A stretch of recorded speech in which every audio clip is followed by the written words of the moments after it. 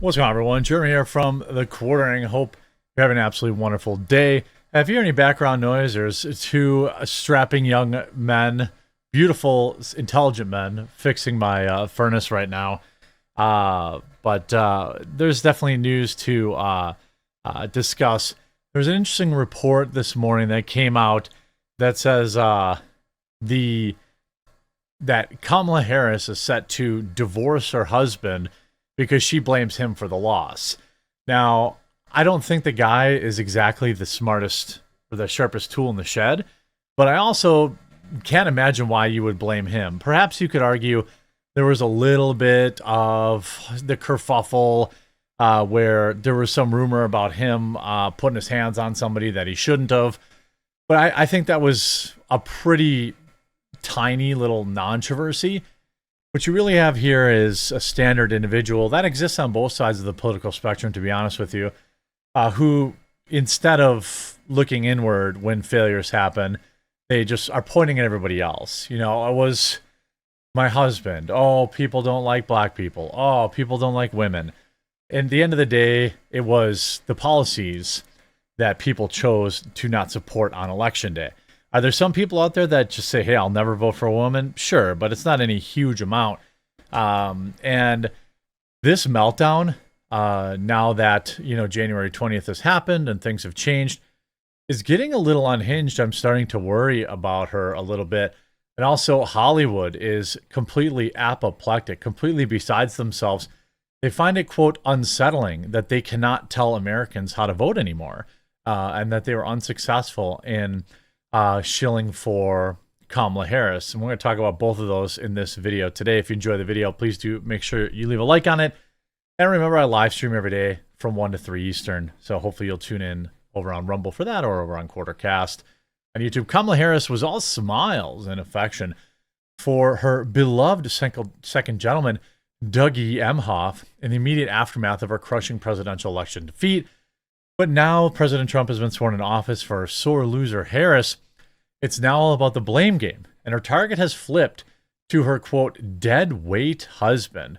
Classic woman, blame the husband. I'm not my female viewers, obviously, but it's pretty crummy to blame him. I mean, I don't really think anybody votes for or against Trump because of Melania.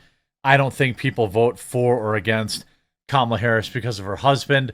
If anything, people voted for or against her for her vice presidential choice, who was a serial liar, a fake valor loser, who was caught in like a dozen lies, basically a never-ending stretch of lies that just kept blowing up in his face.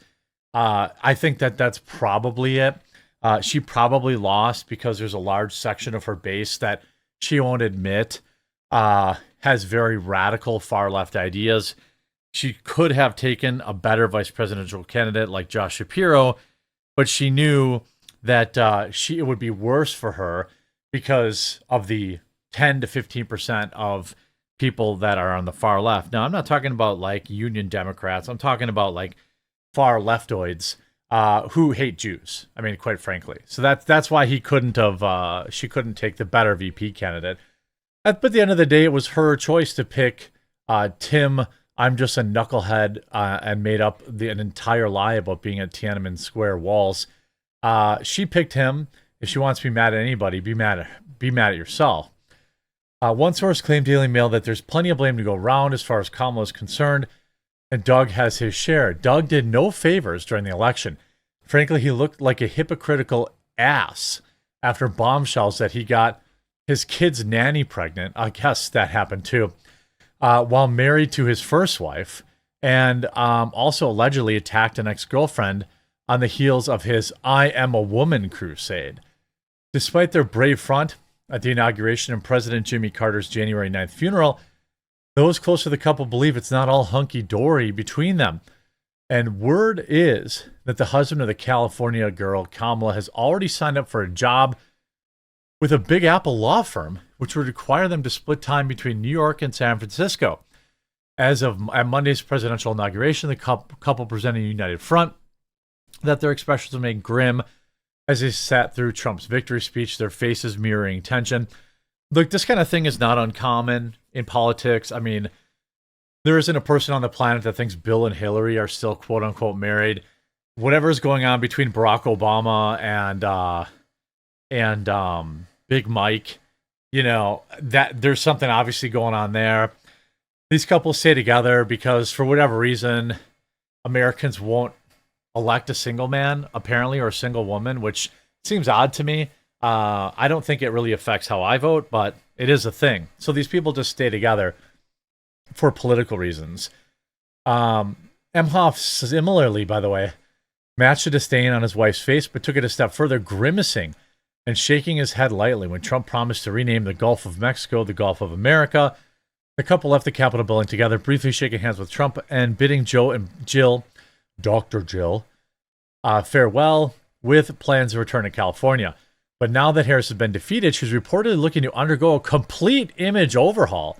Well, I don't know. Alcoholic wine mom seemed to be working pretty good for her, but to resuscitate her floundering political career, maybe at the expense of Emhoff. Oh, I mean, she could probably try to do the single mom thing. That might resonate. She plans to write a book, which could give her finances a multi-million-dollar boost. I don't know who buys books from these losers, but I guess. Harris's campaign suffered multiple setbacks. Daily Mail now exclusively reported a series of claims around Emhoff, and that Harris definitely pushed aside during the final stretch of the political journey. Emhoff famously stepped away from his own prominent career as an attorney in California to support Harris's political ambitions in 2020, becoming totally bent on perfecting his image as a, quote, wife guy. I don't really know what a wife guy is. I imagine it means cuck. I'm not sure. You know, being a man, being masculine, not like putting your hands on women and not getting your nanny pregnant. If that's what makes a wife guy, I guess I don't think many people want to be that. The source says, I see signs that are all not hunky-dory in the Harris household. It's not like she hasn't had men help her political career before. Ha, giggity. The source said, referring to an affair she had with good old Willie Brown. What does Doug do for her now?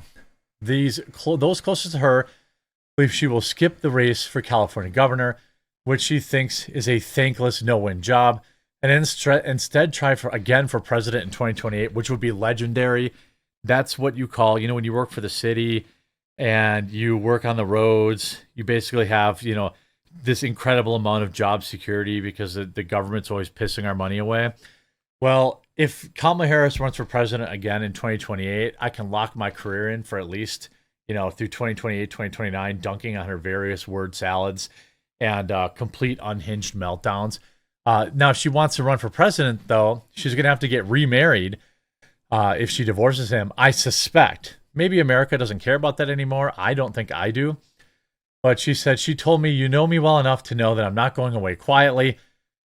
Look, I hope she does run. I think it would be hilarious. I think the whole thing will be wildly funny. After getting essentially defeated in every swing state, I can't imagine what Kamala Harris could come back in 4 years and say, like, hey, remember paying $4 a gallon under Joe Biden? Remember 9% interest rates? Don't you want that back, America?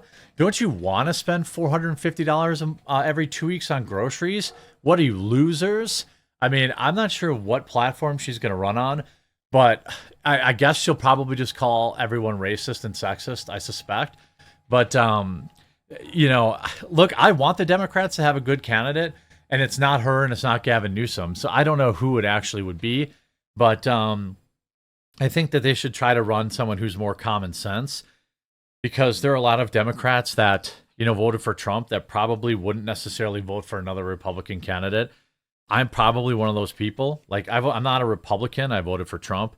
So, if the Republicans start running some of these dork, warhawk, rhino guys, I'm not going to vote for them.